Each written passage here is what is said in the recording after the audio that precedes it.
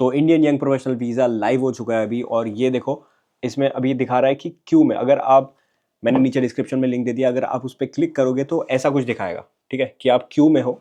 और इसमें आपको करना क्या है कि सीधा जाके पहले लिंक पे क्लिक मत करो, सबसे पहले ये जान लो कि ये वीज़ा किसके लिए है और कौन कौन अप्लाई कर सकता है, कौन कौन अप्लाई नहीं कर सकता। काफ़ी लोग कंफ्यूज हो चुके हैं कि जो लोग यूके में रहते हैं क्या वो लोग अप्लाई कर सकते हैं, जो स्टूडेंट है, पीएसडब्ल्यू पे है, या जो डिपेंडेंट है, या कोई कनाडा में रहता है। बहुत सारे कन्फ्यूजन है, बहुत सारा कन्फ्यूजन है। काफ़ी सारे लोगों ने कमेंट किया है, काफ़ी सारे लोगों ने मैसेज किया है इंस्टाग्राम पे, तो उसके लिए I had to make this video.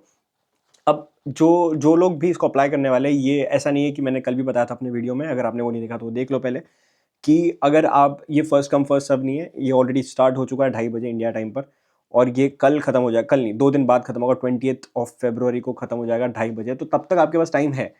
अब इसमें क्या होगा कि आप जब इस लिंक पे क्लिक करोगे तो आपको इस तरीके से इस साइट पर लेके जाएगा वो। तो जब आपको इस साइट पर लेके जाएगा तो आपको एक ही डिवाइस से ये काम कर सकते हो आप। फॉर एग्जांपल, अगर मैंने अपने फ़ोन में या किसी भी फ़ोन में मैंने अगर अपने ये लिंक ओपन कर ली, अब होगा क्या कि ये लिंक ओपन करने के बाद आप एक 45 मिनट्स या 1 घंटे की क्यू में चले जाओगे। लेकिन अगर आप वहाँ से बैक जा सकते हो, क्योंकि ये ऑब्वियसली आप ब्राउज़र में ओपन करोगे, आप बैक जाके वापस आ सकते हो। लेकिन द थिंग इज़ कि आपको उस पे नज़र रखनी पड़ेगी। तो आई वुड रिकमेंड, जो काफ़ी लोग नहीं कर रहे हैं और काफ़ी लोगों को फिर से 1-1 घंटा क्यू में लगना पड़ रहा है, आई वुड रिकमेंड कि कोई लैपटॉप या कोई ऐसे डिवाइस पे जो आप ऑन रख सकते हो, जिसका आपको कोई ज़्यादा काम नहीं है, और आप उसको खुला करके छोड़ दो या अलार्म लगा दो। क्यू में जैसे ही आप, मतलब क्यू आपकी ख़त्म हो जाती है, उसके बाद आप अप्लाई कर सकते हो, तो आपके पास सिर्फ 25 मिनट्स होते हैं जब आप क्यू में आ जाते हो फर्स्ट। उसके बाद आपके पास सिर्फ 25 मिनट्स होते हैं अप्लाई करने के लिए। अगर आप नहीं करते हो तो फिर से वो रिस्टार्ट हो जाएगा, फिर से आपको क्यू में लगना पड़ेगा। तो this will be the whole process.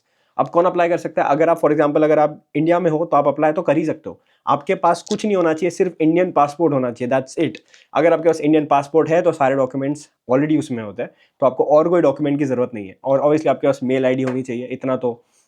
Date of birth देना पड़ता है, बर्थ सर्टिफिकेट देने की ज़रूरत नहीं, क्योंकि वो ऑलरेडी आप पासपोर्ट के टाइम दे देते हो।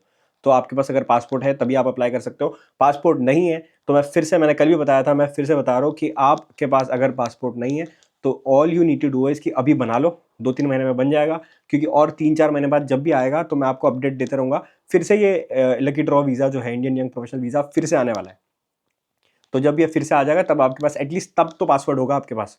काफ़ी लोगों को एक और डाउट आ रहा है इसमें कि पैसे भरने के लिए बोल रहा है। अब ये किसी को आ रहा है, किसी को नहीं आ रहा है। काफ़ी लोगों के साथ ऐसा हुआ है कि जिन्होंने पैसे, क्योंकि उसके आगे एप्लीकेशन बढ़ती नहीं है, तो अगर आपको आ रहा है कि पैसे भरना पड़ेगा आईएचएस फी, तो आप भर दो, फिर वो रिफंड हो जाते हैं। अगर आपका सिलेक्शन नहीं होता तो आपके पैसे रिफंड हो जाते हैं। इसका ये मतलब नहीं है कि आपने अगर पैसे भर दिए और फिर वो आपका सिलेक्शन नहीं हुआ तो आपको पैसे नहीं मिलेंगे, आपको रिफंड आ जाएगा। This is what has happened with a lot of people, ठीक है। उसके बाद अभी ये भी लोग कह रहे हैं कि अगर हम लोग 30 ईयर्स के एज के ऊपर है तो क्या हम लोग अप्लाई कर सकते हैं? नहीं, आप नहीं कर सकते। 30 के ऊपर नहीं कर सकते, 18 के नीचे नहीं कर सकते। तो 18 और 30 ईयर्स का ही एज गैप है। अगर आपने इसके पहले किया है apply, for example Indian young professional visa किया है या यूथ मोबिलिटी स्कीम के लिए अगर आपने अप्लाई किया है, तो आप कर सकते हो कि नहीं कर सकते हो? आप कर सकते हो अगर आप इसमें सक्सेसफुल नहीं रहे हो तो। फॉर एग्जाम्पल, अगर आपने यूथ मोबिलिटी वीज़ा या इंडियन यंग प्रोफेशनल वीज़ा पिछले साल अप्लाई किया था और आप उसमें सक्सेसफुल हो चुके हो, तो आप इसमें नहीं कर सकते। अगर आप अनसक्सेसफुल रहे या आपको कोई मेल ही नहीं आया, मोस्टली मेल नहीं आता अगर आप अनसक्सेसफुल रहते हो तो फिर आप अप्लाई कर सकते हो इसमें, तब कोई दिक्कत नहीं है। आप फिर से रिपीट कर सकते हो, लेकिन अनसक्सेसफुल हो तो। उसके बाद जो लोग यूके में रहते हैं, क्या वो लोग अप्लाई कर सकते हैं? वो लोग अप्लाई, एक्चुअली इसमें क्या है, इसमें कुछ भी इतना स्पेसिफिकली डिटेल में नहीं बताया वेबसाइट पे। तो जो सॉलिसिटर्स वगैरह है, जब मेरी उनसे बात हुई तो उन्होंने ऐसा कह रहे हैं सॉलिसिटर्स, कि आप अगर यूके में रहते हो और आपके पास अगर कोई, समझ लो पीएसडब्ल्यू है, मोस्टली स्टूडेंट वीज़ा से तो आप शायद नहीं कर सकते, पोस्ट स्टडी वर्क वीज़ा है आपके पास, तो आप उसके उसके बाद ले सकते हो, ऐसा काफ़ी लोग कह रहे हैं।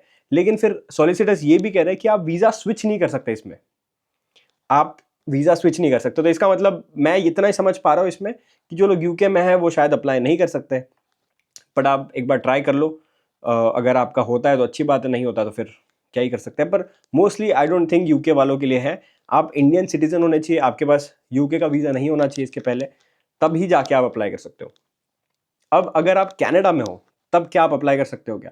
अगर आप कनाडा में हो, जर्मनी में हो, यूएस में हो, ऑस्ट्रेलिया, कहीं पे भी हो, इवन इंडिया में नहीं हो, लेकिन आपके पास इंडियन पासपोर्ट है, तो क्या आप अप्लाई कर सकते हो? हाँ, आप कर सकते हो। आपके पास इंडियन पासपोर्ट तो होना ही चाहिए, फिर आप दुनिया के किसी भी कोने में हो आप अप्लाई कर सकते हो। आपके पास यूके का वीज़ा नहीं होना चाहिए और आप इंडियन पासपोर्ट होना चाहिए। तो अगर ये 2 चीज़ें हैं आपके पास है और नहीं है, तो आप अप्लाई कर सकते हो इस वीज़ा के लिए। इसके लिए कुछ नहीं करना है आपको, जैसे मैंने बताया इसके लिए बहुत सिंपल डिटेल्स है, आपका नाम, डेट ऑफ बर्थ, आपका पासपोर्ट का नंबर, ईमेल एड्रेस, बस ये 4-5 बेसिक डिटेल्स है, ये आपको फिल इन करनी है। काफ़ी लोगों को पैसे के लिए नहीं माँग रहा है, जो 1.5 लाख रुपए है, उसके लिए काफ़ी लोगों को नहीं माँग रहा है। काफ़ी लोगों को माँग रहा है, तो जिनके लिए माँग रहा है, जैसे मैंने बताया कि रिफंड आ जाता है। एक बार अगर आपका अनसक्सेसफुल हो गया, तो रिफंड आ जाता है, सक्सेसफुल हो गया तो फिर वो आगे प्रोसीड हो जाएगा आपकी एप्लीकेशन के साथ। और फिर उसके बाद जैसे आपने अप्लाई कर दिया, सारी डिटेल्स फिल इन कर दी, अप्लाई कर दिया, उसके बाद आपको कुछ नहीं करना है, आपको बस बैठ जाना है, आपको कोई मेल नहीं करना है, कोई एप्लीकेशन नहीं करना है। काफ़ी सारे लोगों ने रूमर्स फैला के रखी हुई है कि एक लेटर लिखना होता है, एक वो करना होता है, एक एसओपी, कुछ नहीं करना है आपको। जो माँगा गया है, 4-5 चीज़ें माँगी हैं, उतनी चीज़ें देनी है। आपका स्कैन फ़ोटो भी देना है पासपोर्ट का, तो वो अगर आपने नहीं किया स्कैन तो कर लो, और वो आपको माँग लेगा तो आप डायरेक्टली वहाँ पे भी कर सकते हो, तो that should not be an issue. तो एक बार आपका ये सब हो गया, उसके बाद आपको 2 हफ्ते तक इंतज़ार करना है। 2 हफ्ते बाद आपका रिज़ल्ट आ जाएगा आपके मेल एड्रेस पे, जो भी आपने रजिस्टर्ड मेल एड्रेस दिया था, उस पे आपको आ जाएगा। तो मेक श्योर कि आप अपना जो ईमेल एड्रेस दे रहे हो, that is correct, that is not incorrect. छोटी-सी भी अगर मिस्टेक होगी तो फिर आपको हो सकता है कि वो कन्फर्मेशन जो है वो आना होगा, वो नहीं आएगा। तो 2 हफ्ते बाद आएगा रिज़ल्ट जो भी होना है। उसके 2 हफ्ते बाद की प्रोसेस ये है कि आपको 298 पाउंड्स, मतलब कि 30,000 के आस-पास, 30 टू 32,000 रुपीज़ आपको वीज़ा की फ़ी लगेगी।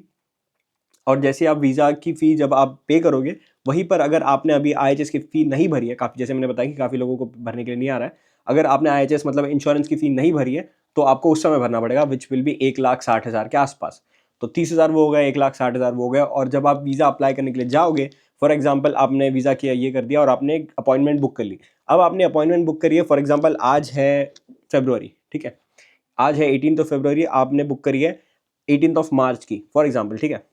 तो आपको आज ही से आपके बैंक अकाउंट में, जब तक आप जाओगे अपॉइंटमेंट तक, तब तक उस 30 डेज तक आपके बैंक अकाउंट में 2,60,70,000 होने चाहिए। 2,60,70,000 फॉर मिनिमम ऑफ 28 डेज, मैं बोलूँगा 30-31 डेज के लिए रखो एटलीस्ट।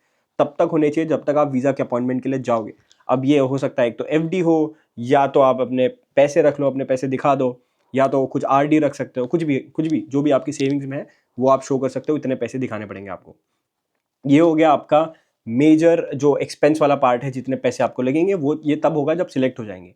सिलेक्ट होंगे सिर्फ 3,000 लोग, 3,000 कैंडिडेट्स, पूरे बैलेट से, पूरे लकी ड्रॉ सिस्टम में। लेकिन वो होगा 2 पार्ट्स में, एक होगा पार्ट अभी फेब में, दूसरा पार्ट होगा जब होगा तब मैं बता दूंगा आपको। अपडेटेड रहो। अगर अभी तक आपने इंडी ट्रैवलर पेज को सब्सक्राइब नहीं किया तो सब्सक्राइब कर लो। काफ़ी सारे लोग ये भी पूछ रहे हैं कि हमारा बीबीए हो चुका है, बीसीए हो चुका है, एमबीए हो चुका है। भाई बहुत क्लियर चीज़ है, बहुत सिंपल सी चीज़ है। I have explain this.